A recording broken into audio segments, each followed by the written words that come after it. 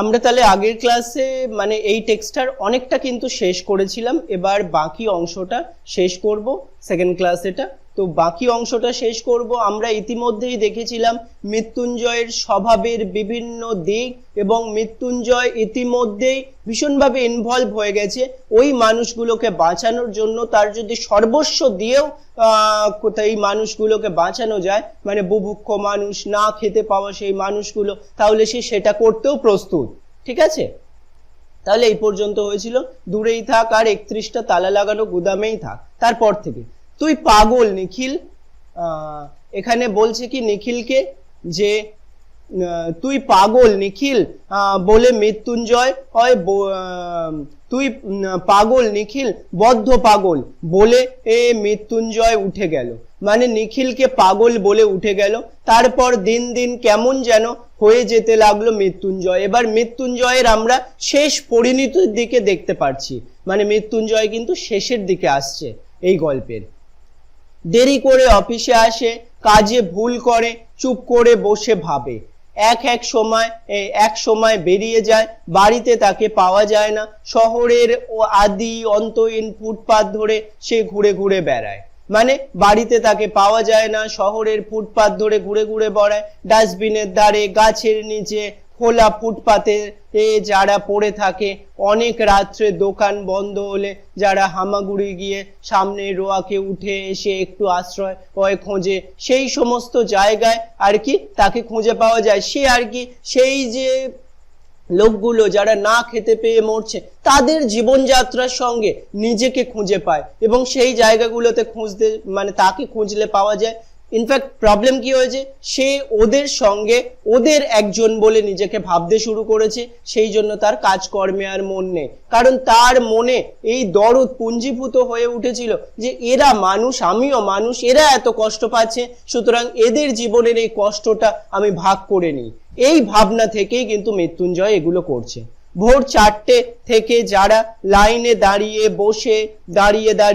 মৃত্যুঞ্জয় তাদের লক্ষ্য করে। মানে ভোর 4টে যারা আর কি রিলিফ ফান্ডের যে খাবার আসবে সেগুলো খাওয়ার জন্য লাইন দিয়ে থাকে, মৃত্যুঞ্জয় তাদের লক্ষ্য করে। পাড়ায় পাড়ায় লঙ্গরখানা খুঁজে, লঙ্গরখানা মানে যেটা রিলিফ ফান্ড, মানে যেখানে খাবার দেওয়া হয়, লঙ্গরখানা খুঁজে বার করে। অন্ন প্রার্থীর ভিড় দেখে, মানে দেখতে চেষ্টা করে এই পৃথিবীতে কত দুঃখ রয়েছে, কষ্ট রয়েছে। প্রথম সে এই সব নরনারীর যতজনের সঙ্গে সম্ভব আলাপ করত, মানে তাদের সঙ্গে আলাপ করে সে ইন্টারভিউ নেওয়ার মতো তাদের দুঃখের কথা শুনতো। সেটা শুনে মৃত্যুঞ্জয় নিজেকে আরো বেশি করে দোষী ভাবতে শুরু করত। এখন সেটা বন্ধ করে দিয়েছে। সকলে এক কথাই বলে, ভাষা আর বলার ভঙ্গি পর্যন্ত তাদের এক ধাঁচের, মানে তাদের একই কথা যে নেই নেই নেই, খাবার নেই, জামা কাপড় নেই, কিছুই নেই, এবং কিছুদিন পরেই মারা যাব, এই একই ভঙ্গিতে তারা কথা বলে। নেশায় আচ্ছন্ন অর্ধচেতন মানুষের প্যানপ্যানানির মতো ঝিমানো সুরে সেই এক ভাগ্যের কথা, দুঃখের কাহিনী, যে ভাগ্যের ফেরে আমি কি হয়ে গেছি। দুঃখের কাহিনীও একই, কারণ তারা বুভুক্ষ, না খেতে পাওয়া মানুষ। কারো বুকে নালিশ নেই, কারো মনে প্রতিবাদ নেই। কোথাও থেকে কিভাবে কেমন করে সব ওলট পালট হয়ে গেল তা জানি নে, বোঝেনি, কিন্তু মেনে নিয়েছি। মানে তারা কিছু বোঝেনি কি হয়েছে, কিন্তু তারা সব মেনে নিতে বাধ্য হয়েছে। মৃত্যুঞ্জয়ের বাড়ির অবস্থা শোচনীয়। এই রকম ভাবে যদি মনোযোগ দিয়ে থাকে তাহলে তার বাড়ির অবস্থা কি করে ভালো থাকবে? মৃত্যুঞ্জয়ের বাড়ির অবস্থা শোচনীয়। যে বাড়িতে একসময় সুন্দর একটা পরিবেশ ছিল, টুনুর মা মানে তার স্ত্রী বিছানা নিয়েছে, সেও আর কি বিছানায় পড়ে গেছে রোগ শয্যায়। বিছানায় পড়ে থেকেই সে বাড়ির ছেলে বুড়ো সকলকে তাগিদ দিয়ে দিয়ে স্বামীর খোঁজে বারবার আর বাইরে পাঠিয়ে দেয়, মানে তার স্বামীর খোঁজ করতে বাইরে পাঠিয়ে দেয়। কিন্তু এ বিরাট শহরের কোথায় আগন্তুক মানুষের মধ্যে, জঙ্গলের মধ্যে তাকে তারা খুঁজে বার করবে? কোথায় খুঁজবে? এত বড় শহরের মধ্যে কোথায় সে ওই সমস্ত মানুষগুলোর সামনে ঘুরছে, খুঁজে পায় না। কিছুক্ষণ বাইরে কাটিয়ে তারা ফিরে আসে। টুনুর মাকে মিথ্যে বলে যে মৃত্যুঞ্জয় আসছে, তাই সেও যেহেতু অসুস্থ তাকে মিথ্যা কথা বলে যে মৃত্যুঞ্জয় আসছে। খানিক পরে এই আসছে, খবর দিয়ে বাড়ির সকলে কেউ গম্ভীর কেউ কাঁদো কাঁদো মুখ করিয়া বসে থাকে। দেখো কত একটা প্যাথেটিক কাণ্ড হয়ে গেছে। ছেলে মেয়েগুলি অনাদরে অবহেলায় ক্ষুধার জ্বালায় চেঁচিয়ে কাঁদে, মানে তার ছেলে মেয়েগুলো এইভাবে কাঁদতে থাকে। সে কিন্তু ওই দরদের বশীভূত হয়ে যা করার তাই করছে। নিখিলকে বারবার আসতে হয়, নিখিল যেহেতু তার খুব ভালো বন্ধু, তাকে বারবার আসতে হয়। টুনুর মা তাকে সকাতরে অনুরোধ জানায় সে যেন একটু নজর রাখে মৃত্যুঞ্জয়ের দিকে, একটু যেন সে সঙ্গে থাকে তার। নিখিল বলে, আপনি যদি সুস্থ হয়ে উঠে ঘরের দিকে তাকান তাহলে যতক্ষণ পারি সঙ্গে থাকবো, নইলে নয়। মানে সে যদি সুস্থ হওয়ার পণ করে তাহলে নিখিল চেষ্টা করবে, নাহলে নিখিল বুঝতে পারছে যে এই ফ্যামিলির আর কিছু হওয়ার নয়। শেষের দিকে টুনুর মা বলে ওঠে, উঠতে পারলে আমি তোর সঙ্গে ঘুরতাম ঠাকুরপো। টুনুর মাও কিন্তু এই একই রকম দরদে বা একই রকম যে বেদনা, যে বেদনায় মৃত্যুঞ্জয় একই রকম ভাবে ঘুরছে, সেও সেরকমই। সুতরাং সে প্রতিবাদ কিন্তু করে না, সে ওই মানুষগুলোরই পক্ষে থাকার চেষ্টা করে। বলছে যদি উঠতে পারতাম তাহলে ঠাকুরপো আমিও তো ওর সঙ্গেই ঘুরতাম, আমিও সংসার ধর্ম ছেড়ে দিতাম। ঘুরতেন, এখানে কোয়েশ্চেন করে নিখিল। নিশ্চয়ই ওর সঙ্গে থেকে আমিও অনেকটা ওর মতো হয়ে গেছি, মানে মৃত্যুঞ্জয়ের সঙ্গে থেকে এরকম দরদি একজন মানুষ হয়ে গেছে। উনি পাগল হয়ে যাচ্ছেন, আমারও মনে হচ্ছে যেন পাগল হয়ে যাব। ছেলে মেয়েগুলোর জন্য সত্যি আমার ভাবনা হয় না, কেবলই মনে পড়ে ফুটপাতের ওই লোকগুলোর কথা। মানে তার কথা শুনে প্রভাবিত এতটাই হয়েছে যে তার নিজের ছেলে মেয়ের কথা সে আর ভাবতে পারে না, সে সমস্ত মানুষের কথা, ফুটপাতবাসী ওই মানুষগুলোর কথা ভাবে। আমাকে 2-3 দিন সঙ্গে নিয়ে গিয়েছিলেন, 2-3 দিন আর কি সঙ্গে নিয়ে গেছিলেন। অনেকক্ষণ চুপ করে থেকে টুনুর মা আবার বলে, আচ্ছা কিছুই কি করা যায় না?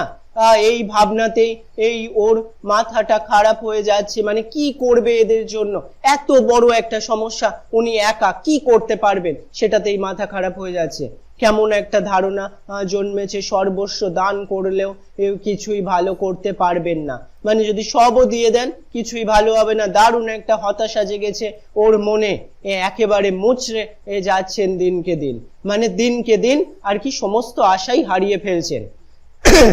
নিখিল শোনে আর তার মুখ কালি হয়ে যায়, মানে সে তো একজন প্র্যাকটিক্যাল মানুষ, সে এগুলো শোনে এবং তার মুখের ভাব পাল্টে যায়। মৃত্যুঞ্জয় অফিসে যায় না, নিখিল চেষ্টা করে তার ছুটির ব্যবস্থা করিয়ে দিয়েছে, মানে অফিসে যায় না, ছুটির ব্যবস্থা করে দিয়েছে যাতে চাকরিটা না যায়। অফিসের ছুটির পর সে মৃত্যুঞ্জয়ের কাছে যায়।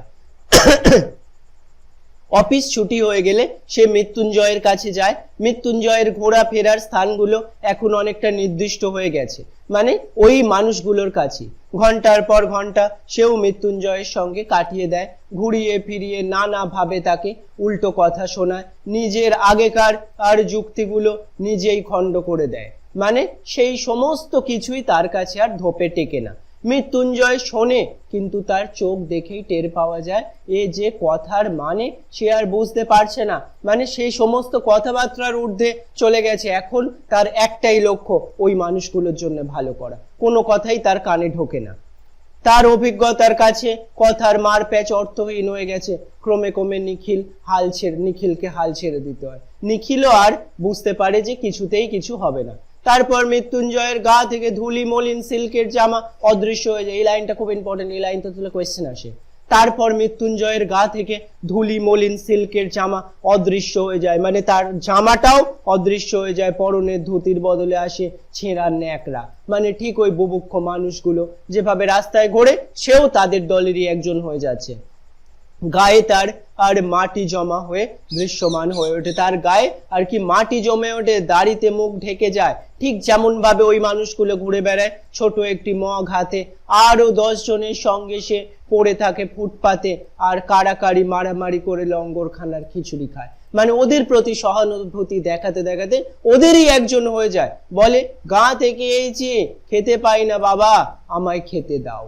এইটা হচ্ছে তার লাস্ট ওয়ার্ড, মানে গাঁ থেকে এসেছি। ওরা যেমন বলে গাঁ থেকে এসেছি, খেতে পাই না বাবা, আমায় খেতে দাও, মৃত্যুঞ্জয়ও এইরকমই বলে এবং মৃত্যুঞ্জয় তাদেরই দলের ভুক্ত একজন ব্যক্তিতে পরিণত হয়।